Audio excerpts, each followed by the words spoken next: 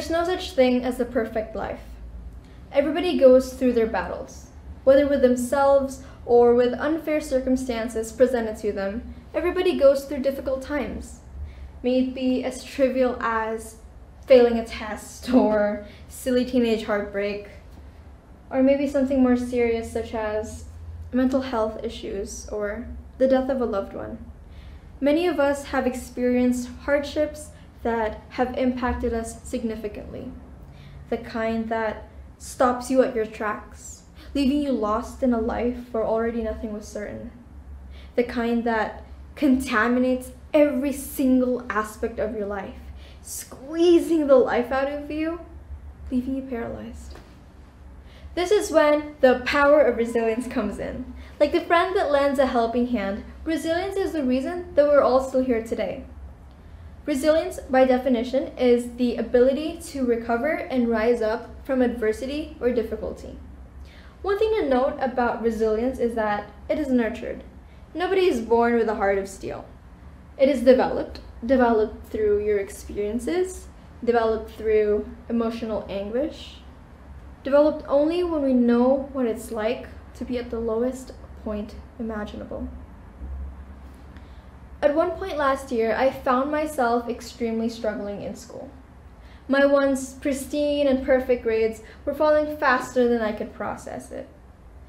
And this was particularly worrying as I've done fairly well academically my entire life, and so everyone around me expected nothing less than extraordinary. This is especially true for someone like me, as I'm only the eldest daughter of a first-generation Asian immigrant family. No pressure there. And so there was, and still is, an expectation for me to excel in school. And I definitely felt the pressure. I would panic, as one does, and tell myself, that's okay, we'll do better the next test, we'll get better marks, it'll be fine, trying to comfort myself. To combat my less than ideal grades, I unknowingly started to develop certain habits under the impression that it would help me return to my normal self. So slowly, I started to spend less time online, then I spent less time talking to my friends, then I spent less time doing my hobbies, then I spent less time sleeping, averaging at 5 hours. Then I started to skip meals. I became demotivated very quickly. And no matter what I did, nothing helped my situation. I became a miserable robot. And I found myself in the lowest mental states I've been in a while. It felt like being trapped in a box that I willingly locked myself in. It felt like drowning in a giant ocean with nothing but miles and miles of sea. It felt like screaming out for help, but nothing, not even a whisper left my lips. It felt like a really bad episode of sleep paralysis where I'm trying to gather all the strength to move, but I just can't. I deprived myself of the things that were either necessary to survival or that made me happy because I thought that they were distractions or that it would help me buy more time to study more or do more work. But to what cost? I didn't perform any better, clearly. I performed worse. I became a very difficult person to the people around me. To be honest, I probably frustrated and made a lot of my friends angry. I actively ignored people's advices, thinking nothing helps, so why should I even try? Every day felt like the same monotonous, almost robotic sequence of events, like I'm programmed to wake up, stare at a screen hours at a time, finish my work till the evening, go to sleep at an ungodly hour, and repeat. I would cry myself to sleep several nights in a row. I often declined offers to go out, only to regret it the second after, and pathetically sob over the next few hours, pathetically sob over the fact that I chose to stay at home instead of going out with my loved ones.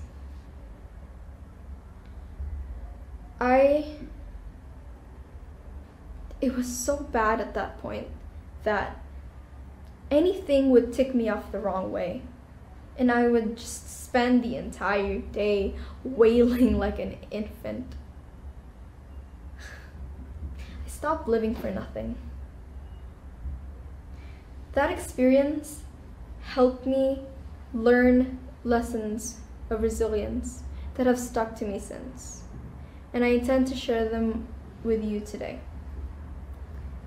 First of all, acknowledgement. When it comes to illnesses and diseases, they are the most curable when they're detected at their earliest stages or symptoms. This is especially true for terminal illnesses such as cancer or leukemia. The same applies to particularly stressful or traumatic events. So the second you acknowledge the problem and how it has affected you is when you can analyze the situation and think about the next course of action before it's too late, before you've been entirely and wholly consumed by your grief. Do not be ashamed of being vulnerable because it makes you seem weak. People who allow their vulnerabilities and to work with them instead of against them turn out to be more resilient people. Start by admitting the problem at hand. Think about unhealthy habits that you currently have and think, when did they start? Did they start after something had happened to you? You may also consider reaching out and venting to your closest family or friends, if that helps you. Do not be afraid of reaching out because you feel like you're a burden to everyone, because these people who love you and care about you will be more than willing to listen and help you. Another is being kind to yourself. Healing takes time. Sorting things out takes time. It was unfair for me to deprive myself of the privilege of being able to completely process my situation, process my thoughts, and process my feelings. I now know that it's okay to let yourself be vulnerable, to cry your frustrations out, to let yourself experience sadness. Our emotions are what makes us uniquely human. Allow yourself to be just that. Be patient with yourself throughout the entire healing process. The way I like to see it is when someone we love, such as a best friend or a sibling, and they're going through a particularly difficult time, we attend to them in a very particular manner. We look out for them, making sure that they're just all right. We listen to their problems, letting them express themselves fully, regardless if it's starting to sound repetitive or like a broken record. We are careful and we're considerate of what we say to them so as to not accidentally hurt them more or offend them. We want the best for them because we know deep inside that they deserve it so much. And we desperately hope that they could see it the way we do. We have the ability to take care of everyone, literally anyone else but ourselves. There is a saying that we are our own worst critics. And while there is truth to that, I believe that it's time to demolish that idea entirely and instead start treating ourselves like our own best friends. Give yourself the same compassion and kindness you do your loved ones. Love yourself like you do your loved ones. It is also important to note that resilience, while it is something one builds with themselves, they do not need to be alone throughout the process.